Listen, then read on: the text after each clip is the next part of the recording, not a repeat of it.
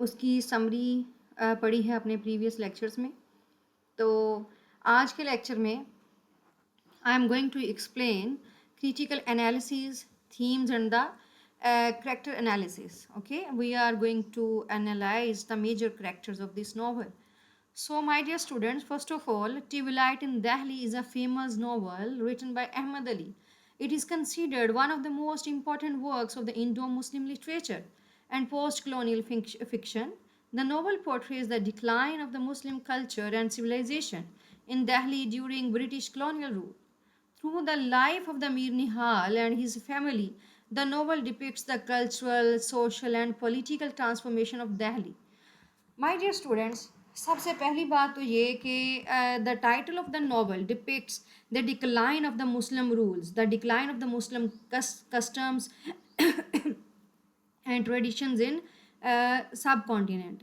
For example अब ये है ट्यूबलाइट इन दिल्ली, मतलब कि फेडेड अवे, मतलब चीज़ें जो हैं वो फेड हो रही हैं, ठीक है ना, ख़त्म हो रही हैं, उनकी शाम हो रही है। तो मुस्लिम जो थे उनकी जो प्रीवियस ट्रेडिशंस थी, ये जैसा कि मीर निहाल जो है उसका जो है उसकी ओल्ड एज आ रही है और gradually he is moving toward his death, ठीक है ना। तो इसी तरह से जो दिल्ली है वहाँ पे जो लास्ट जनरेशन थी, जो ओल्ड जनरेशन थी, जो उनके ट्रेडिशंस थे, जो उनके कस्टम्स थे वो ख़त्म हो रहे हैं और चेंज आ रहा है, न्यू जो है वो न्यू चीज़ें आ रही हैं, न्यू चेंज आ रहा है और जो है वो न्यू जो ट्रेंड्स हैं वो लोग अपना रहे हैं, ठीक हो गया।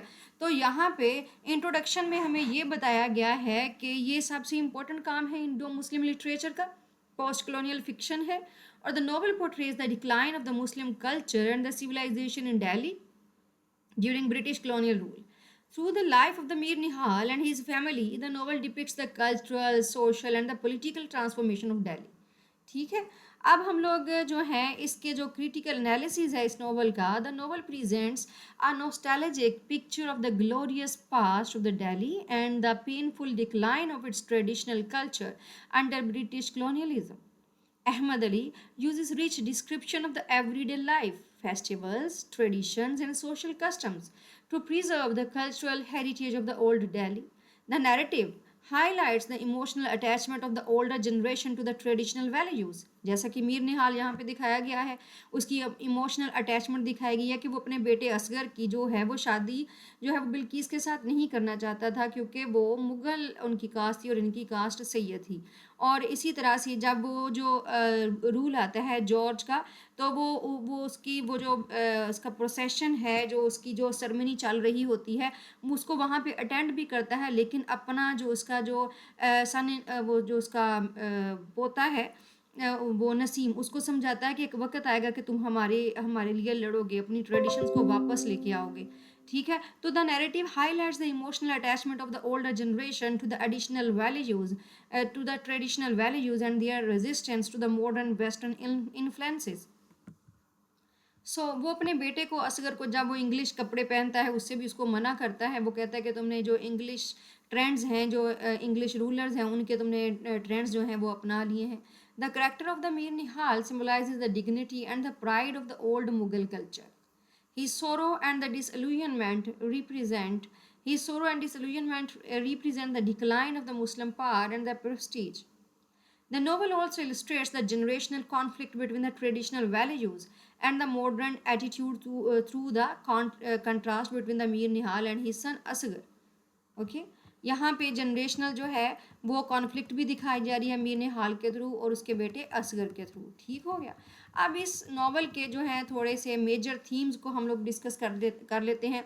सबसे पहले इस नॉवल का मेजर थीम है कल्चरल डिक्लाइन। कल्चरल डिक्लाइन हो रहा है यहाँ पे, ठीक है ना, जो ओल्ड कल्चर था मुसलमानों का वो ख़त्म हो रहा है। The novel shows the gradual disappearance of the traditional Muslim culture of the Delhi. उसके बाद कॉलोनियल इम्पैक्ट यहाँ पे है इस नॉवल में। British colonial rule disrupted the social, political and cultural structure of the Indian society.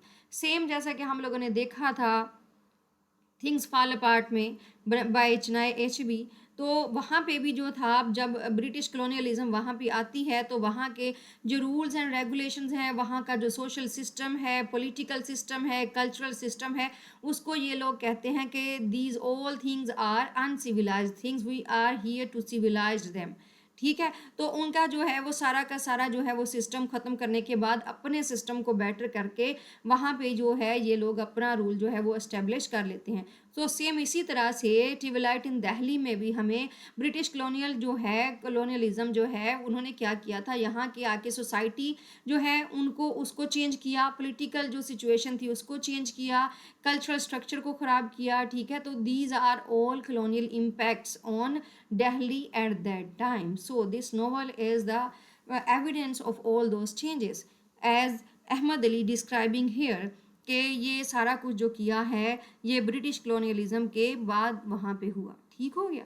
Tradition versus modernity, tradition versus modernity के में हम लोग जब आते हैं, आप लोग देखिए इस नॉवल में जब असगर जो है वो अपनी वाइफ को इंग्लिश शूज़ देता है, ठीक है ना, मतलब मॉडर्न जूते देता है कि तुम मेरी बहन की शादी पे ये पहना। तो जब वो पहनती है तो असगर की फैमिली की जो विमेन हैं वो उसका उसका मजाक उड़ाती हैं। वो कहती हैं कि ये जो हैं ये छोटे छोटे लोग जो हैं ये इस तरह की मॉडर्निटी को अपनाते हैं। ठीक है, तो जो लोअर कास्ट लोग होते हैं वो अपनी ट्रेडिशंस को छोड़ के जाते हैं, वो ऐसा करते हैं। ठीक हो गया। तो यहाँ पे ट्रेडिशन वर्सेस मॉडर्निटी में कॉन्फ्लिक्ट पाया जाता है।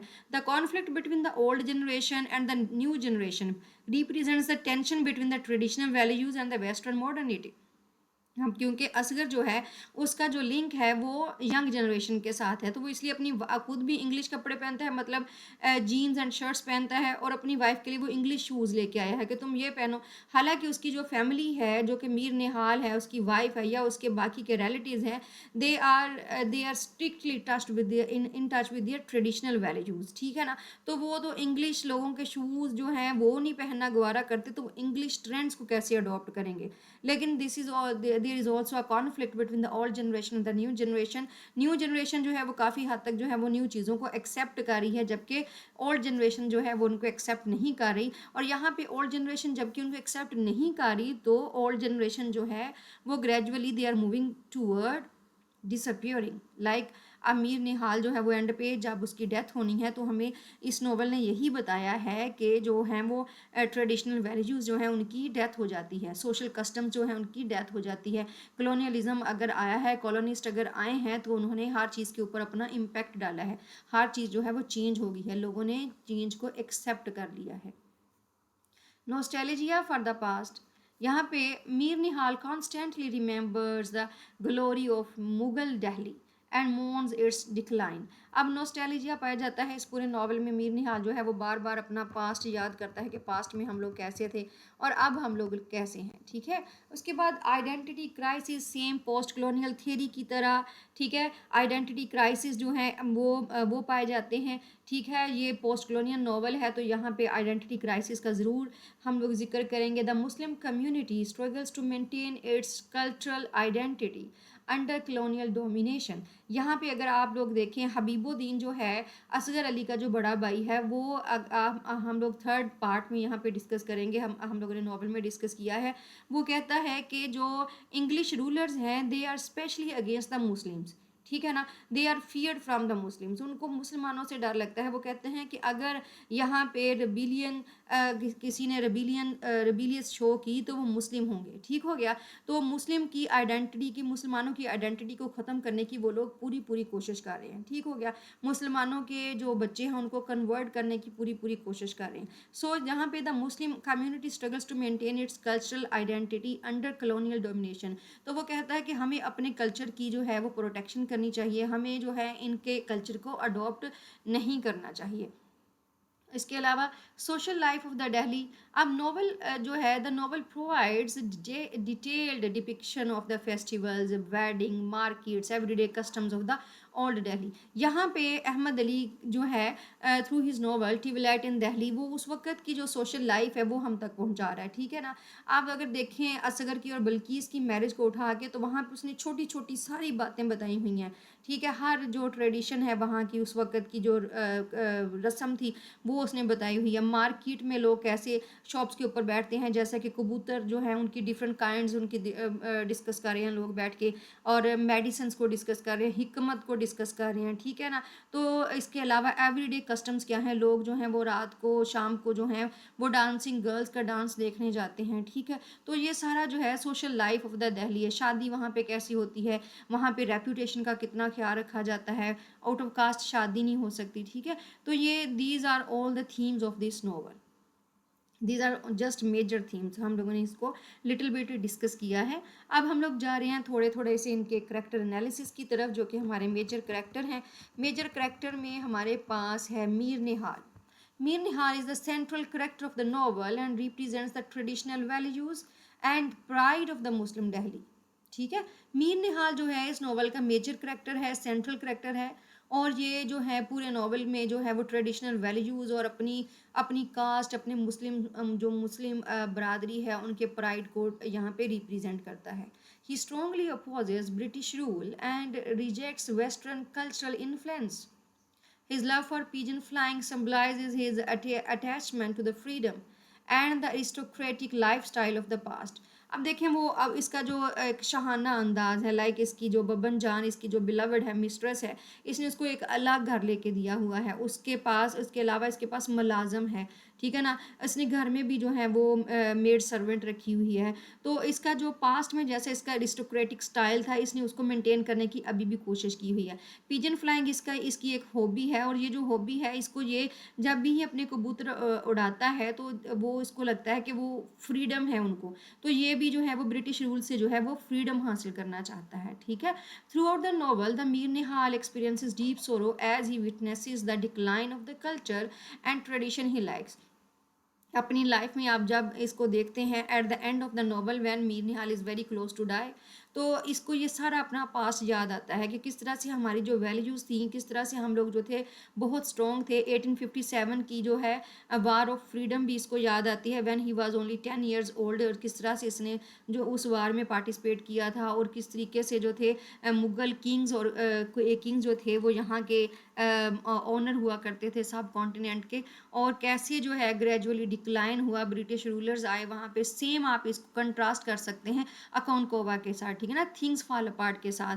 थिंग्स फॉल अपार्ट में तो अकाउंटकोवा जो है वो सुसाइड करता है, यहाँ पे जो है वो मीर निहाल जो है इनकी जो ओल्ड वैल्यूज़ हैं, ओल्ड ट्रेडिशंस, जैसे ही मीर निहाल की डेथ होती है तो ये यहाँ पे सिम्बलाइज किया जाता है, डिपिक्ट किया जाता है कि ओल्ड ट्रेडिशंस की भी डेथ हो जाती है, ठीक है। तो इसके बाद है Begum Nihal. She is the wife of the Mir Nihal.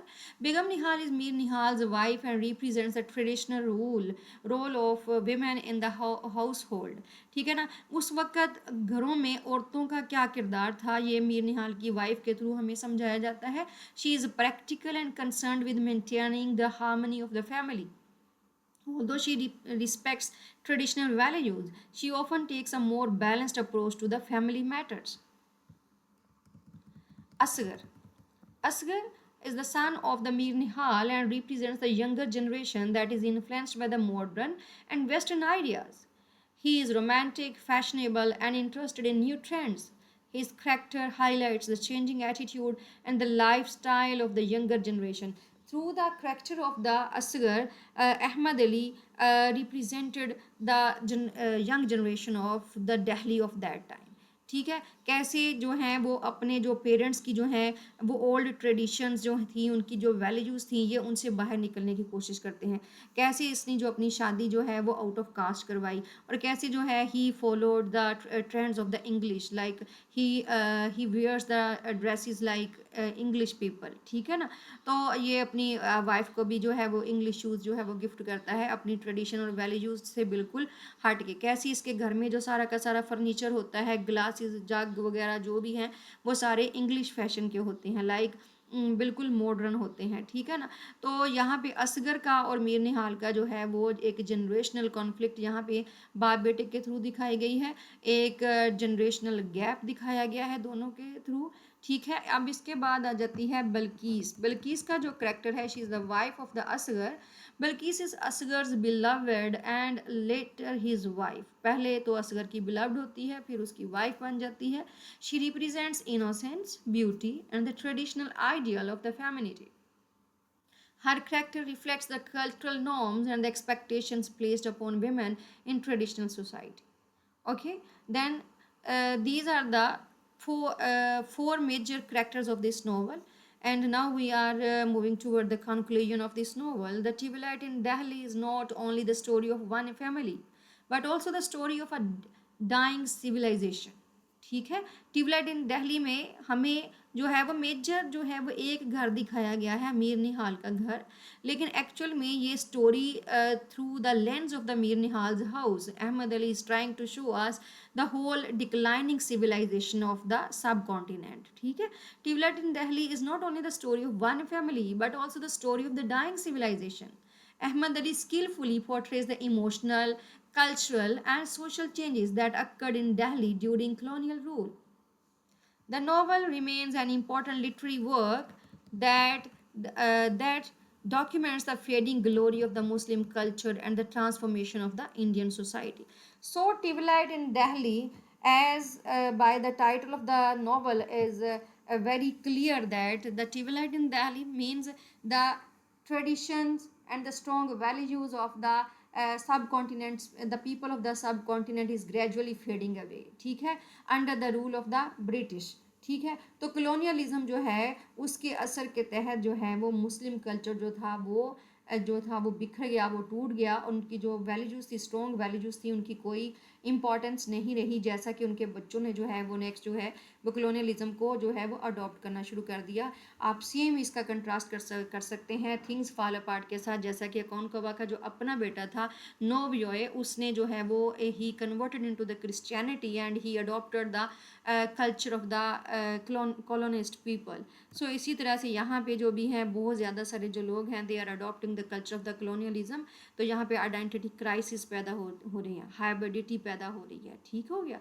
So these are the some important things from this novel. Thank you very much.